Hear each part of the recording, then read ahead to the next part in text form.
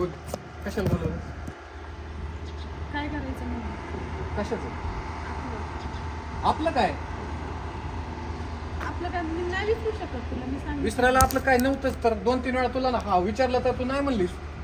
आता कशाला बोलवलंय? आता मला कळलं का मी नाही तुझा साखरपुडा झालाय आणि तू आता मला काय बोलवतीस? अरे पण साखरपुडा झाला असं थोडी लग्न झालं. तुला आवडत नाही तुझा नवरा? आवडायचं नाही माझं तुझ्यावरती प्रेम. 2-3 वेळा तर नाही म्हणली मला. आता कसं काय कोण प्रेम झालं तुला? पहिलं तुझ्या माग आलं म्हणजे तू लगेच काय डोक्यात राहतात काय? अरे मला नाही माहिती मी का ना म्हणले होते पण मी आता हा म्हणते.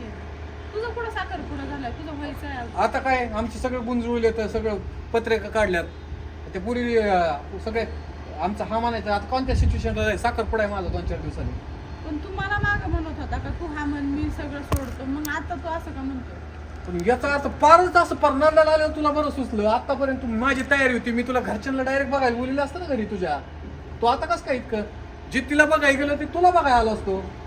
आपण असं म्हणलंच नसतो आम्ही एकमेकाला ओळखतो अरेंज मॅरेज म्हणून काहीतरी केलं असतं. मग करू ना आता पण.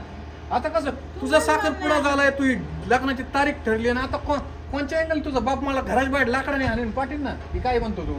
मी सांगन मला नाही करायचं त्याच्याबरोबर लग्न. का तुला काय अडचण आहे? नाही करायचं. त्याला काय थोडंफार आहे का सावळा मग काय?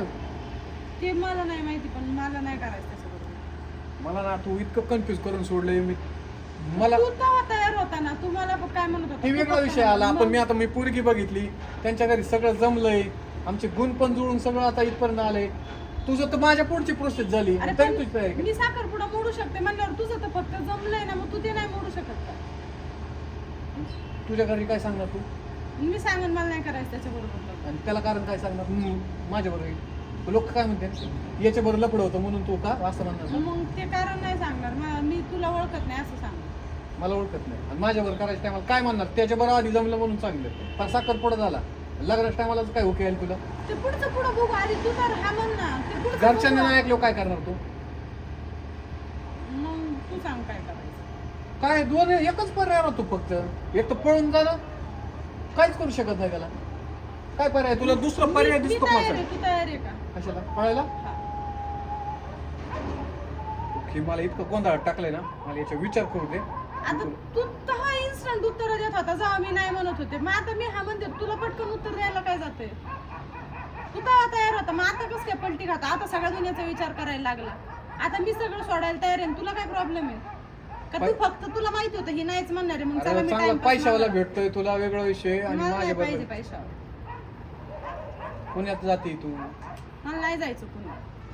अशी हुके आल्यावर जर करायला लागली मला किती डोक्याला खरं होईल बरं?